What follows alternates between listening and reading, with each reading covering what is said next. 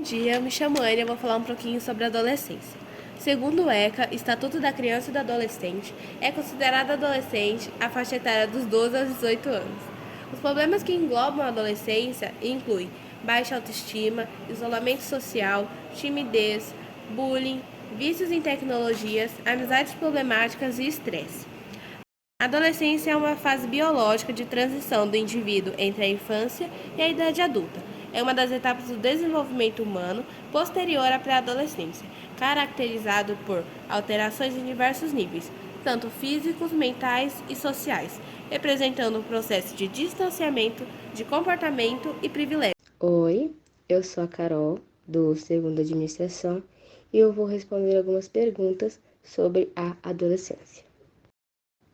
Eu percebi que eu precisava de ajuda quando eu percebi que eu não tinha os mesmos pensamentos de pessoas da minha idade, que amavam viver, sair para festa, etc. E eu gostava mais de ficar em casa, porque ficar com muita gente ao meu redor geralmente me estressa e eu fico muito ansiosa. Geralmente, os nossos problemas, eles são relatados como menores do que os problemas dos adultos, porque a gente não sabe como administrar os nossos problemas, a gente não sabe como demonstrar e botar isso para fora. Muita gente faz terapia, vai ao psicólogo, mas quem não consegue, não tem dinheiro, ou os pais acham que é frescura, é muito difícil, porque por causa da religião, porque tem pouco dinheiro, porque os pais acham que é frescura. Então é muito difícil você conseguir se tratar, procurar ajuda psicológica quando você é só um adolescente, se você não tem dinheiro. Quando você acorda bem, disposto, você não pensa nos defeitos que podem ter o seu dia. Você pensa que vai ser um dia maravilhoso, um dia espetacular, e talvez ele até seja. Mas vai chegar um momento que vai desalinhar os seus planos. A vida vai sair do roteiro e depois você vai se sentir horrível de novo.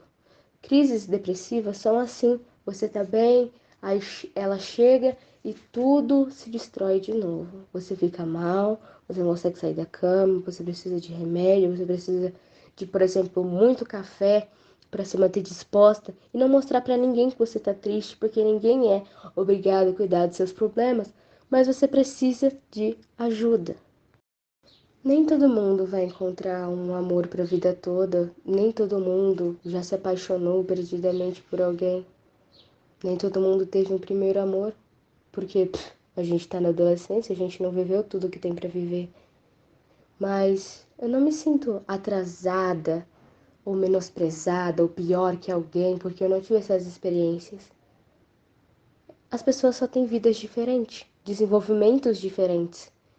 E às vezes você se sente para trás, você se sente oprimido, abatido, porque, ai, todo mundo já fez isso, todo mundo já foi numa festa, todo mundo já beijou alguém, eu não fiz isso.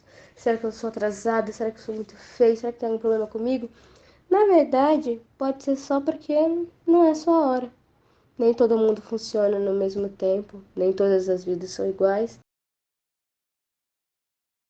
Hoje eu vou apresentar sobre ansiedade na adolescência, do documentário do grupo da Anne, e vamos para a primeira pergunta. Quais são os sintomas que você sente quando está com ansiedade? Bom, na verdade é muito relativo da ansiedade. Normalmente eu sinto muita a vontade de chegar logo a algo, fico paranoica, eu fico pensando em mil e umas hipóteses do que poderia acontecer, fico elétrica, muito elétrica, e dependendo do grau de ansiedade, sei lá, tô com crise de ansiedade, eu normalmente sinto que meu corpo cai um pouco a pressão, meu rosto, principalmente o meu rosto, já aconteceu de ser o meu braço, tipo o lado esquerdo inteiro, formiga muito e fica formigando.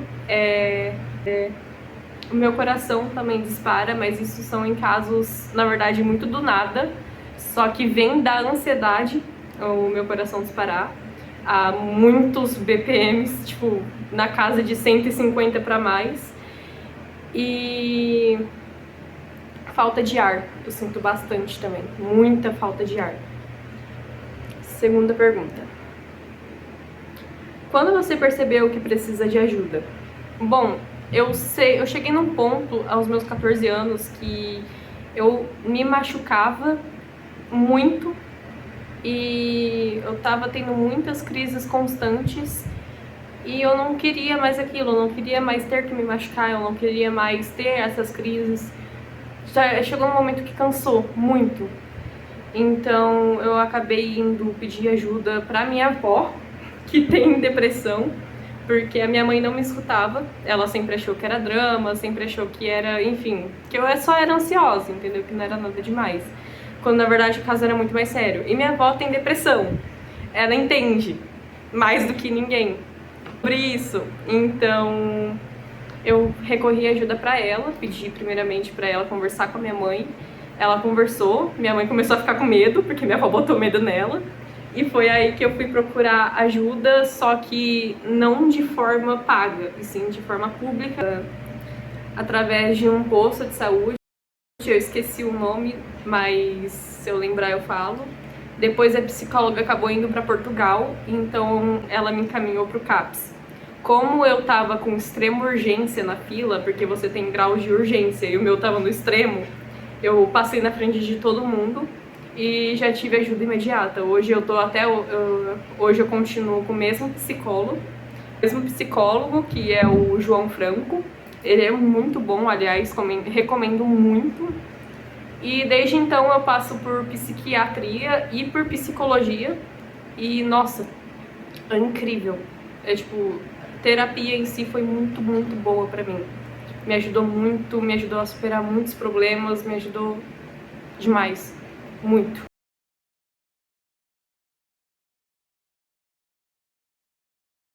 Mesmo não vivenciou sensações de ansiedade.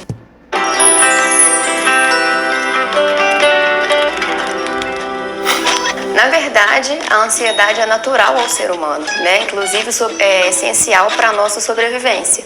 É a ansiedade que vai nos alertar sobre as situações de perigo, né? Perigos reais que acontecem na prática mesmo do nosso dia a dia e da nossa rotina. É completamente natural, então, que a gente se sinta ansioso, que a gente se sinta preocupado em determinadas situações do nosso dia a dia.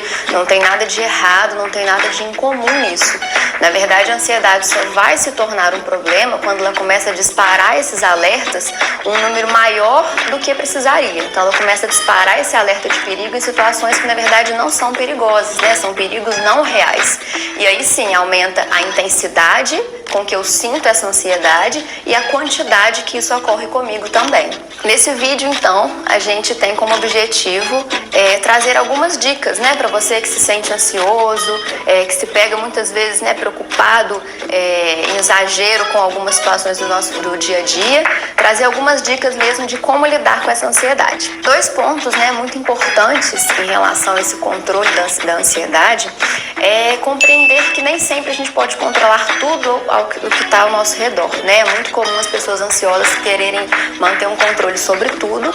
É impossível isso acontecer, existem muitas coisas que são externas a nós, que não são da nossa responsabilidade, e aí acaba, na verdade, intensificando essa ansiedade por ver que não está conseguindo controlar e que está perdendo esse controle mesmo da situação. Então, perceber que não é possível controlar tudo ao nosso redor e que está tudo bem, né? Que não tem nenhum problema que isso não ocorra. O segundo ponto seria tentar identificar, né, quais situações te deixam mais ansioso. Geralmente a gente consegue perceber, é possível, né, em algumas situações, na verdade, a gente consegue identificar situações específicas ou tipos de situações que costumam trazer essa ansiedade. Então é legal a gente tentar identificar se existe alguma relação entre elas, porque isso também vai ser importante para trabalhar essa ansiedade futuramente. Uma terceira dica seria manter pensamentos positivos, né, tentando se afastar dos pensamentos negativos e também questionar os pensamentos negativos, né? É importante a gente questionar para ver a veracidade desses pensamentos negativos. Será que eu tenho mesmo razão para estar acreditando nesse pensamento negativo? Será que ele é realmente verdadeiro? Ou que é possível questioná-lo de alguma forma? Quarto ponto, é importante a gente não pegar mais responsabilidades do que está dentro da nossa capacidade, né? Muitas vezes a gente se atola de funções, de tarefas, na rotina mesmo, no dia a dia, no trabalho ou dentro de casa, e acaba ficando muito muito sobrecarregado e trazendo uma dificuldade em lidar com aquilo ali, o que também pode aumentar os níveis de ansiedade em relação a isso. Praticar atividades físicas, né, regularmente, manter uma alimentação equilibrada e saudável também é uma ótima dica que ajuda também nesse controle da ansiedade. E aprender como controlar a sua respiração. É muito importante a gente utilizar estratégias, utilizar técnicas e práticas que ajudem a gente a controlar a respiração e colocar isso em prática para também manter os níveis de ansiedade mais regulares.